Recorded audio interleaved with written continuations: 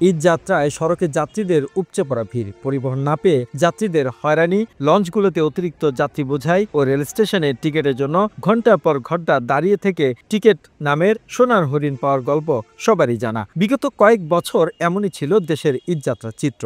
ঈদ মানে আনন্দ আর ঈদ মানে খুশি, সেই স্লোগান বদলে দিয়েছে ঈদ মানে হয়রানি, ঈদ মানে ভোগান্তি। তবে এবারের ঈদযাত্রায় বদলে গেছে আগের সব চিত্র। বাস কাউন্টারগুলোতে নেই যাত্রীদের উপচে পড়া ভিড়, রেল স্টেশনে নেই শিডিউল বিপর্যয়ের ঘটনা, নেই অতিরিক্ত যাত্রী বোঝাই করে লঞ্চ ছাড়ার প্রবণতা। আর এসব কিছুই হয়েছে সরকারি লম্বা ছুটির কারণে।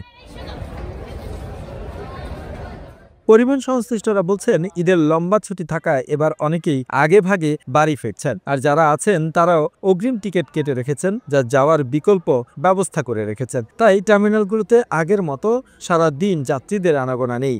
রাজধানীর সদরঘাট লঞ্চ টার্মিনালে ঈদুল ফিতর উপলক্ষে ঘরমুখো মানুষের উপচে পড়া ভিড় লক্ষ্য করা গেছে। লঞ্চ টার্মিনালে যাত্রীদের ভিড় ছিল অনেক বেশি। এদিন লঞ্চগুলো ছেড়েছে যথাসময়। মূলত শুক্রবার থেকে সব সরকারি অফিস সহ বেশিরভাগ প্রতিষ্ঠানের ঈদের ছুটি শুরু হওয়ায় এ ভিড় বেড়েছে।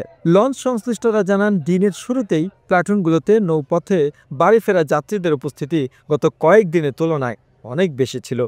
মোটামুটি খারাপ না, আগের তুলনায় অনেক কম যাত্রী পদ্মা সেতু হওয়ার পরে।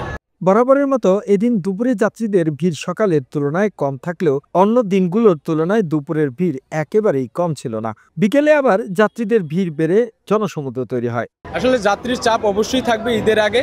এখন দেখা যাচ্ছে যে যাত্রী যত চাপ, লঞ্চ তো তারা তো আরো লঞ্চ আছে ঘাটে, যেহেতু যাত্রীর চাপ এটা ছেড়ে গেলে আরো লঞ্চ আসবে অবশ্যই। খুব সুন্দরভাবে দেখছি এবং যাত্রীর নিরাপত্তাও খুব সুন্দরভাবে হচ্ছে।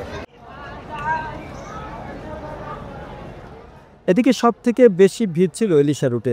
ভোলা রুটের লঞ্চগুলোতেও যাত্রী ছিল চোখে পড়ার মতো। বিকেলে বরিশালগামী লঞ্চগুলোতেও যথেষ্ট ভিড় ছিল। The news Bangladesh desk report.